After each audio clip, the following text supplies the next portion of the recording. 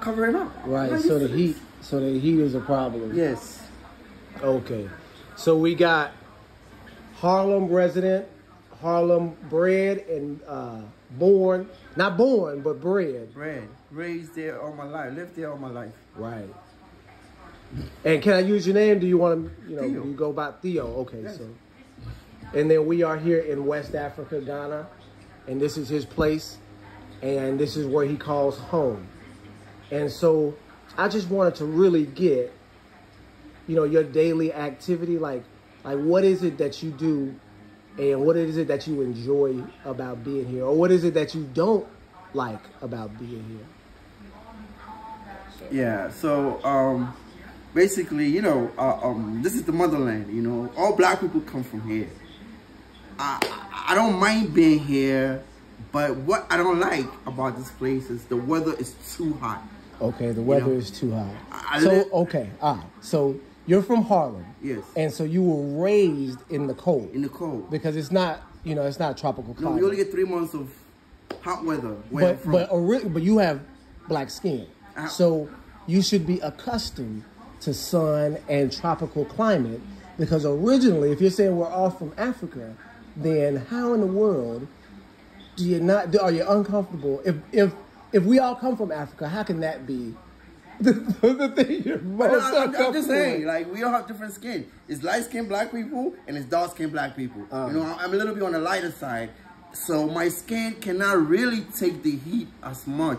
And not only that, I have to be used to it, because I see lighter people here that are used to the sun. I was not raised here. I lived here my younger years. So, okay, again, so your conception of light skin is going to differ from mine. Because, okay, am I light skinned? No. I would say no, I'm not light skinned. But, okay, I don't think I'm any different complexion from you. I would say you're not light skinned. I'm a little bit lighter than you. Yo, look at my arm. Are you kidding me? Look at his arm. What's the difference? Somebody tell me what the difference is. Look at my legs. Because see, this is what I'm saying. It's colorism in Africa too. I'm not just saying that. I'm speaking. This is a conversation. Now we're gonna have a conversation. I'm speaking in terms of how my skin takes the heat. Okay. Personally, I'm not speaking in general. That's why I say I see other light-skinned people here that are, literally comfortable with the weather. I personally cannot take it. You came here, I told you, I said I have 3 fans in here. They are all running. Okay, I was raised in Tennessee, where the weather is mild, right? Mm-hmm. So it gets cold and we get snow, but we won't get snow every day. Mm-hmm. And we won't get snow like maybe twice in a week. Right. We may get maybe we'll get 2 days. It used to be where we get a clear week of snow, right? Mm-hmm. Like, okay, not every day, one after the other, but we may get a day here, a day there, and you'll have a whole day of snow, right? Right. So no, it's not like that anymore. Mm-hmm.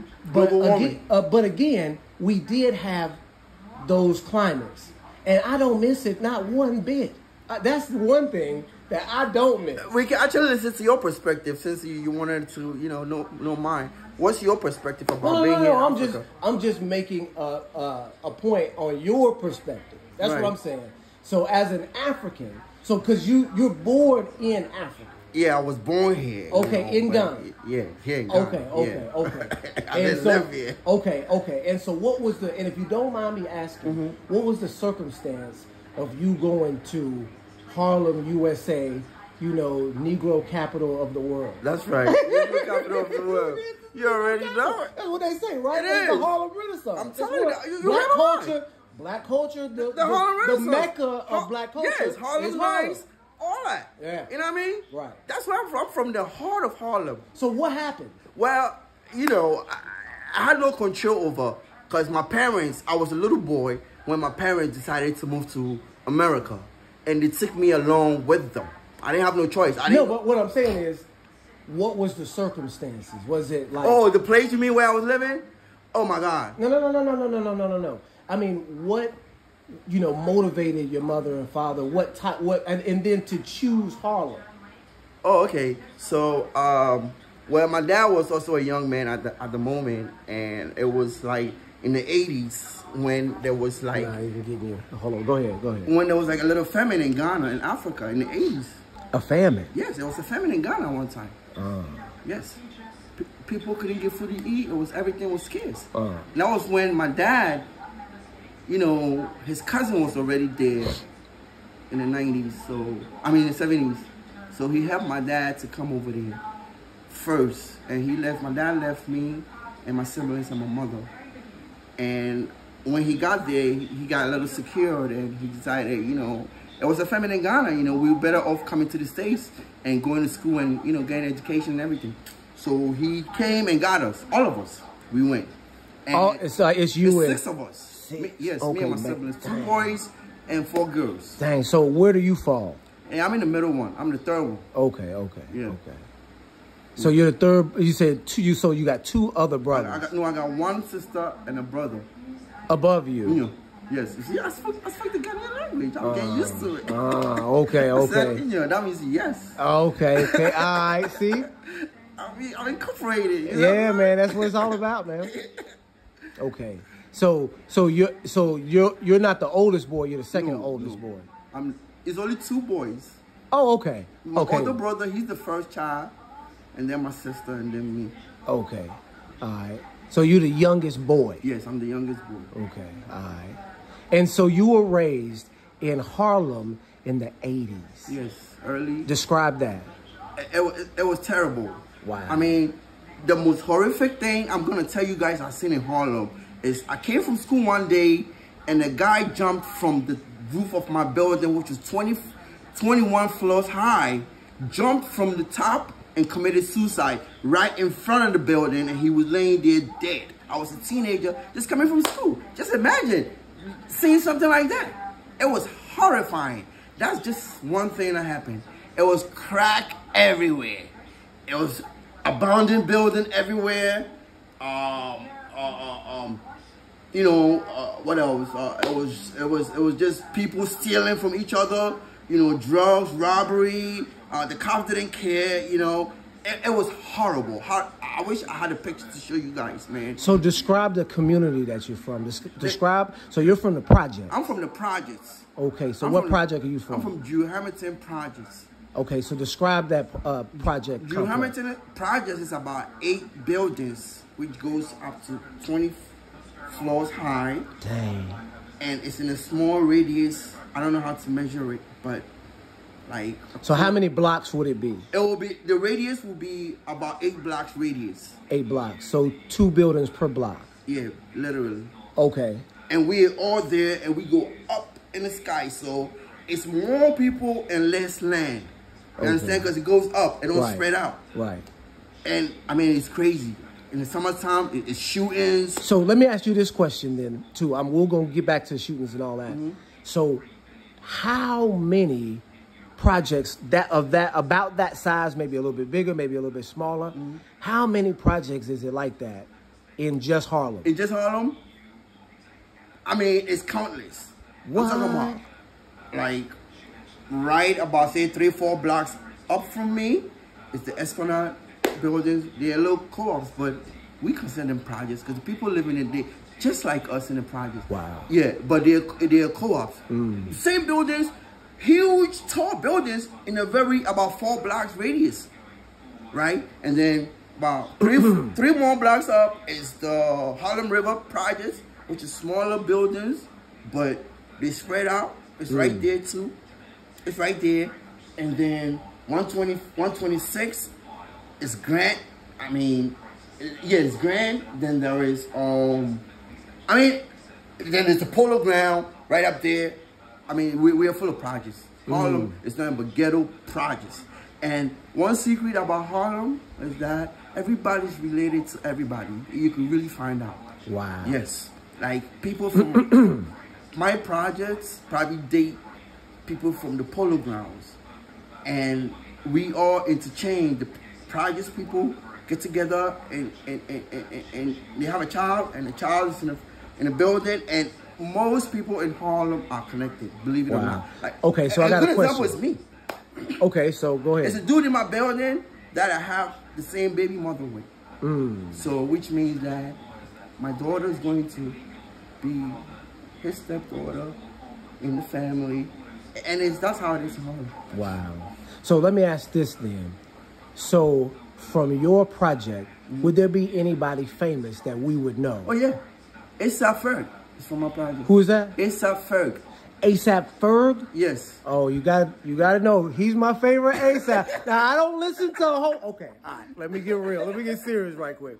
I don't listen to a whole lot of secular music, and I don't necessarily appreciate secular music because of what this, you know, especially secular rap, because of what it's designed to do to our people.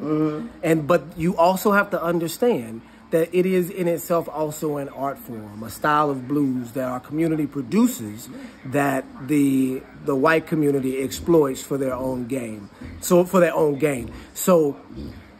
in appreciating the stylized artwork and then not appreciating the message, you walk a fine line. Yes. And so I don't listen, but I appreciate the artwork. And A$AP Ferg is the guy that I appreciate from that group. Because see, I don't really fool really with none of the. A$AP Ferg is Okay, but don't get it twisted. Don't get it twisted. They are not on my side though. We're not on the same side. Promise you that. But as far as the artwork is concerned, I appreciate his style. Like, cause I've heard a couple of his songs, and then he can rap. Bro can rap. Yeah. Okay, that's all I want to say. That's all I want to say. It's our mob. Yeah. So again, I'm not worried about no mob. That's not what we worried about over here. But we're discussing the history. So A$AP Ferg is from your complex. My building. Okay, your building in the complex. The same building as me. Wow.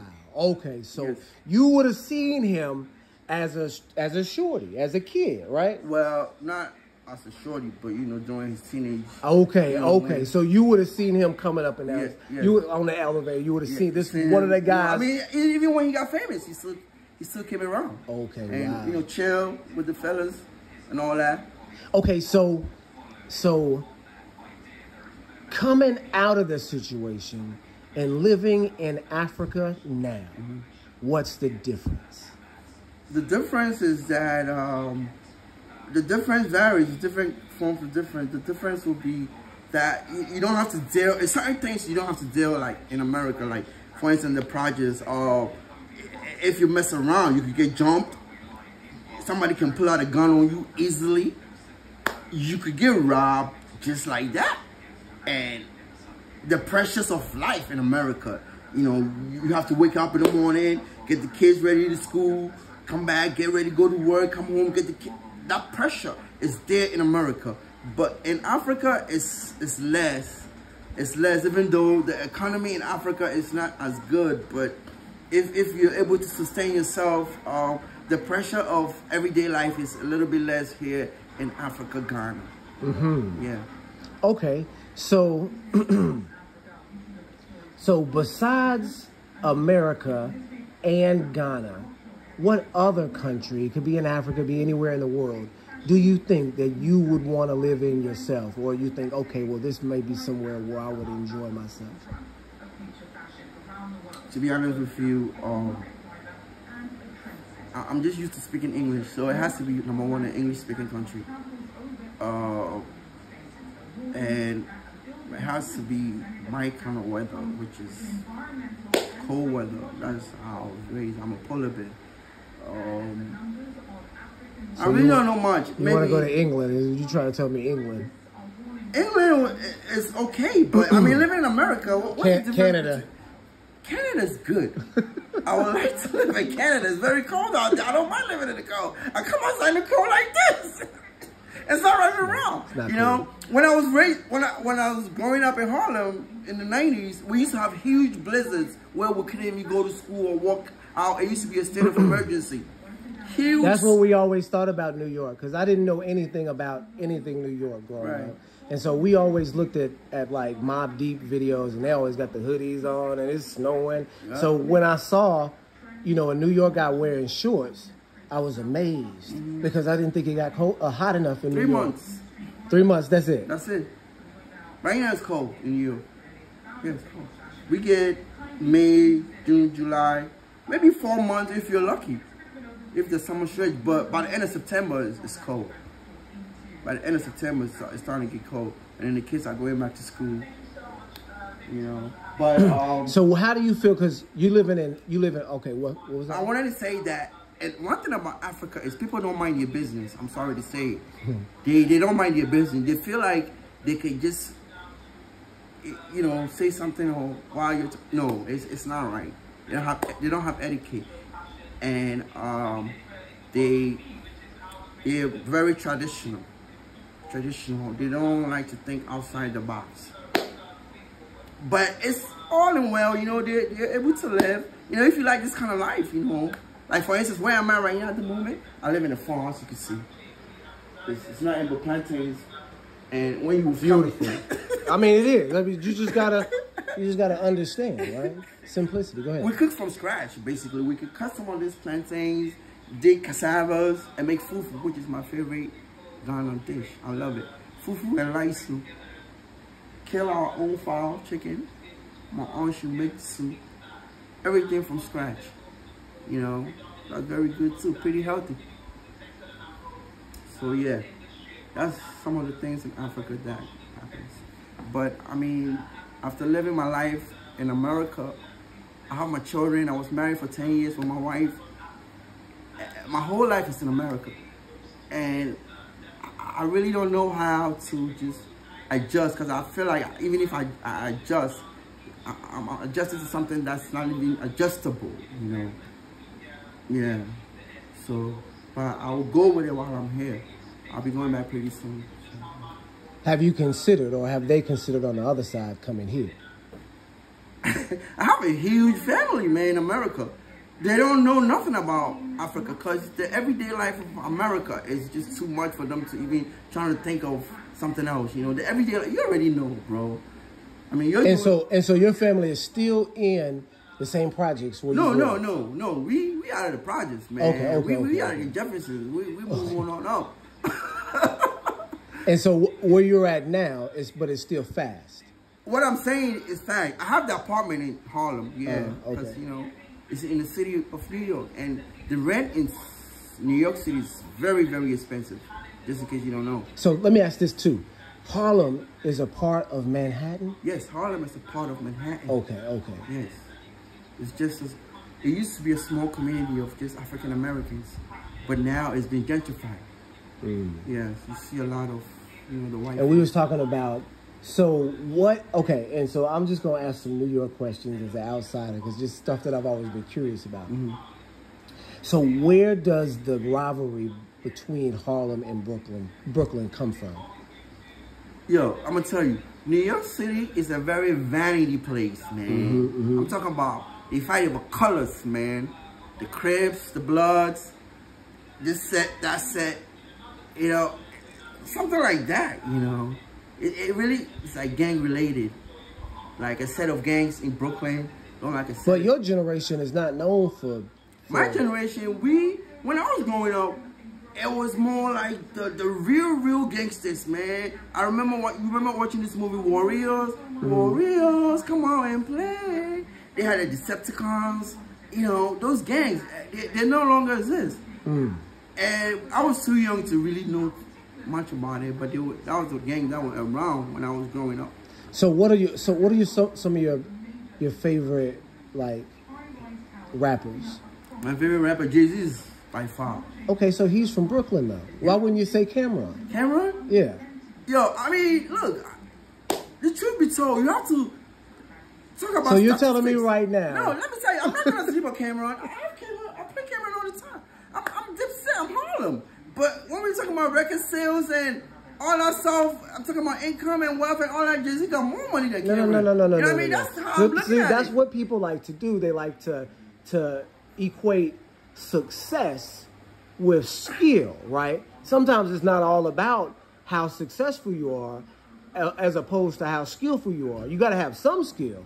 But if you have more business sense than the next man, it really doesn't matter how skillful you are on the microphone. You can still make more money than that man, right? Because you know it's the Jewish people that own all of this stuff. They don't pick up a microphone at all. Yeah, that's why Israel will go to war. Because you see how fast America just went over there with the warships and everything. Because half of America is owned by the Jews, man. Just in case you don't know. Oh yeah, yes. No, I get it. They have the most money in America, and they're the most racist people in the world. Well, let's not get off topic right quick. I'm not talking about your kind of Israelite. Yeah, right. We already know. There's absolutely a difference, and we already talked about this on this channel, but there's absolutely a difference between believing that the Hebrews of the Bible are Elohim's chosen people and believing that they are the African Americans and the Africans in certain parts that were scattered in the transatlantic slave trade, scattered in the trans-Saharan slave trade 400 years before that,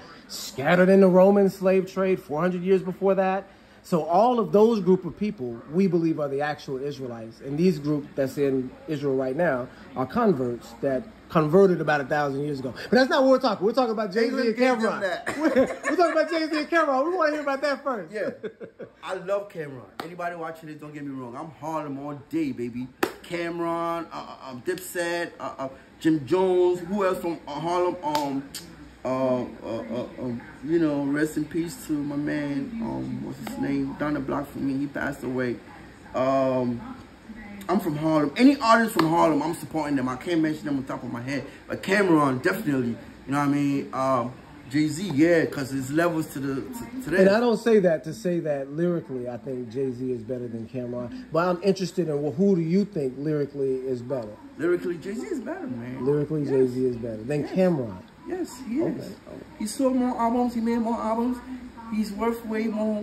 That's how you make a difference. But Cameron is Harlem. I mean, when you rap right now, you tell he's from Harlem because the swag is there. It's two different swags, man.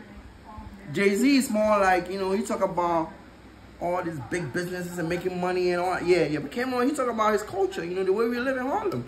The Dipset, Jim Jones, all them niggas, man. I fuck with them. I'm Harlem all day. I'm part of Harlem. You know what I'm saying? For real, man. I'm 43rd, Drew Hamilton, 7th. All day. So. All right, so let's talk also then about what we was just talking about. So did you grow up around any Jewish people? No. Not so Brooklyn is different, though. Yes, I'm from Harlem. They didn't come there because it's a lot of African Americans. But there's a lot of African Americans in Brooklyn too. And even in Brooklyn, they had their own sections, bro. You know that they had their own section, even though they live among. When you go into the community, I don't know the history. Go ahead. They have their own community in Brooklyn, and then they might walk amongst everybody else. But at the end of the day, they go to their community in Brooklyn. In Harlem, no way. Even when I was growing up in the 90s, early 90s in Harlem, the white folks from Midtown, they wanted to come to where we live. They didn't come. When we take the train, 96th Street, everybody gets off.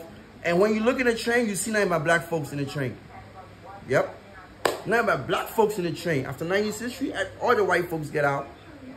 They weren't afraid to come there. It was brutal. It was a war zone, man. It was drugs everywhere. It was guns everywhere. Prostitution, abandoned buildings, fire. I mean, Harlem was a chaos. Now, I have a video. I will show it to you after this so you see how it was when I was growing up. But like I said, Harlem is no longer like it is right now. I mean, you guys should go and check it out. The place has been gentrified, man. Talking about nice buildings. So are there still places in Harlem now that you still wouldn't want to go to? Yeah. You don't want to. You don't want to visit the Polo Grounds, man. Why would you want to go in the Polo Grounds? You don't want to go there. It's in the back, at the end of the Manhattan, right there, and the water's just right there, and you can get trapped in there, and anything can happen to you. I had an incident over there one time. You can talk about it? No, I don't want to talk about it. Okay.